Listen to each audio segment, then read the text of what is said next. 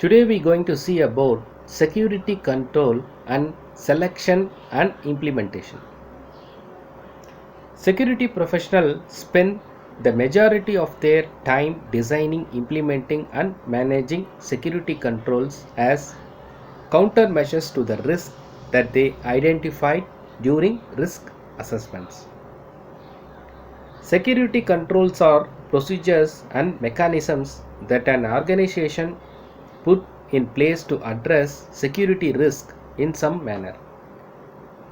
This might include trying to reduce the likelihood of a risk materialization, minimize the impact of the risk does occur, or detect security issues that take place.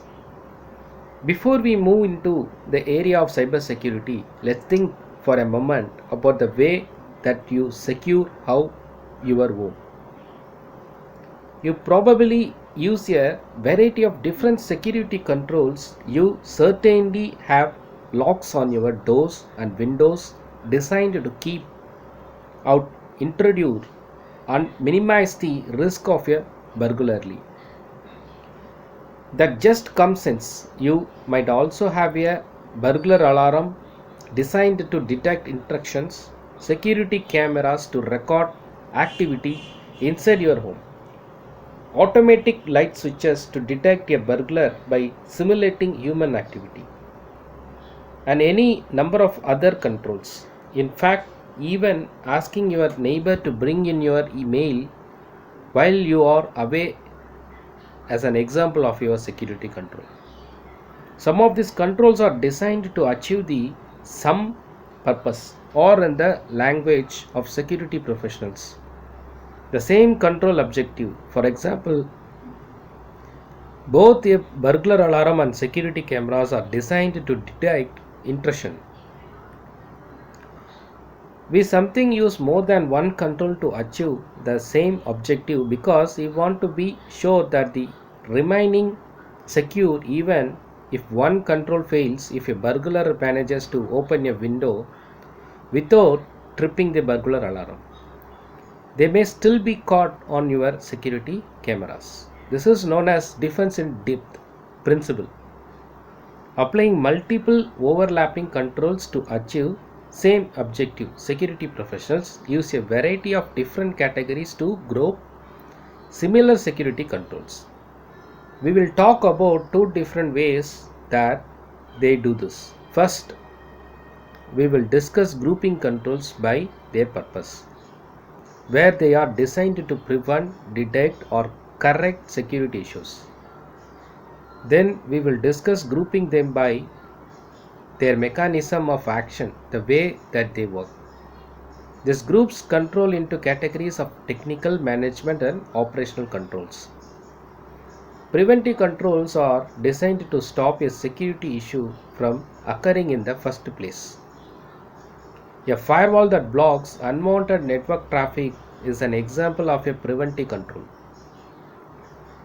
Detective controls identity potential security breaches that require further investigation.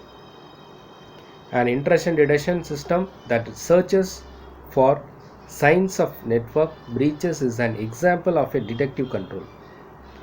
Corrective control remediate security issues that was already occurred. If an attacker breaks into a system and wipes out critical information, restoring that information from backup is an example of a corrective control. The second way that we can categorize controls is by their mechanism of action. This groups controls as either technical, operational or management controls. Technical controls are exactly what the name implies, the use of technology to achieve security objectives. Think about all the components of an IT infrastructure that perform security functions. Firewall, intrusion prevention system IPS, encryption, data loss prevention, and antivirus software are all examples of technical security. Operational controls include the process that we put in place to manage technology in a secure manner. These operations control include many of the tasks that security professionals carry out every day, such as user access, reviews, log monitoring, background checks, and security awareness training.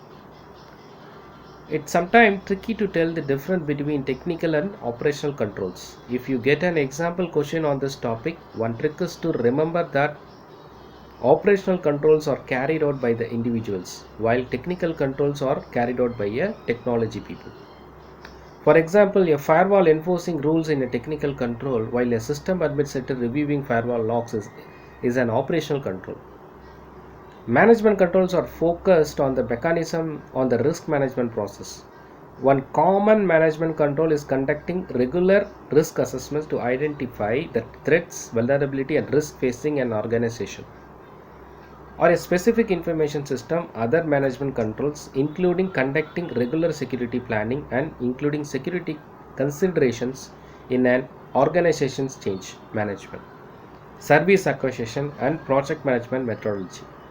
Now, of course, there is no such thing as a perfect control, so the organization remains secure even in the control fails. There are two main ways that the control can fail.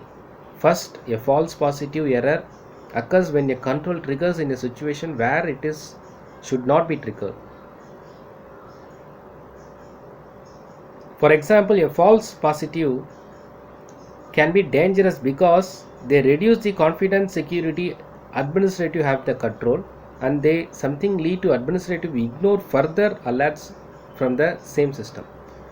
False negative errors occur when a control fails to trigger in a situation where it should. Think about that intrusion detention system. Again, a false negative occurs if an actual security incident takes place and the system fails to detect that incident, giving administrator a false sense of safety. So we completed the security control selection and implementation. Hope you enjoyed. Thanks for watching the video. Please forget the channel without forgot.